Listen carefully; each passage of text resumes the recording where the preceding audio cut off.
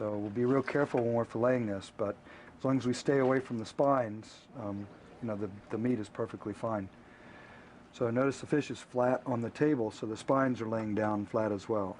And touching the spines on the outside doesn't do anything. You have to get stuck by those to introduce the venom. So the way I like to fillet is make a cut. A lot of the meat is up around the shoulder and the back, so I'll make a cut up here as far forward as I can get, and then angle it back across the ribs.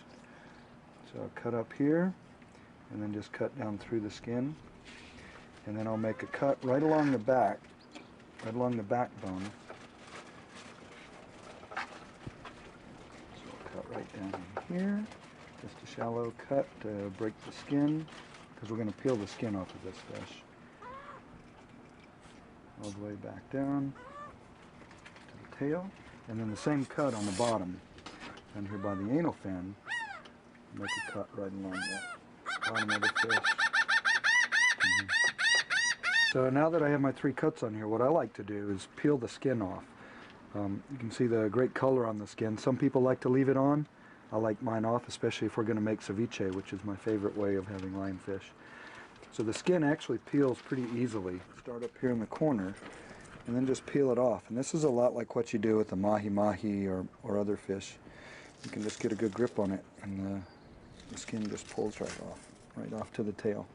And you can see the meat, really nice, white, light, delicate meat.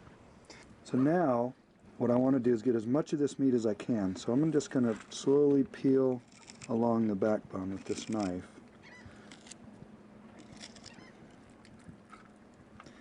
And just peel the meat right down to the bone here.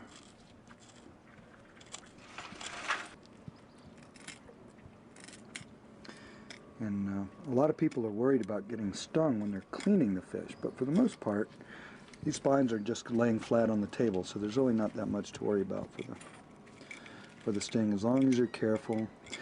However, we do have the puncture-proof gloves there, so if we're worried about that, we can always put those on. What's this taste like? It's very light. It's not a fishy fish. A light, delicate meat. People that know hogfish say it tastes a lot like hogfish or a small grouper. So you can season it many different ways. It takes seasoning really well. So we have a nice little fillet off of that. I probably could have done a better job on this right here, but still, that's a good fillet. This one fish would make, you know, perfect for a sandwich or two.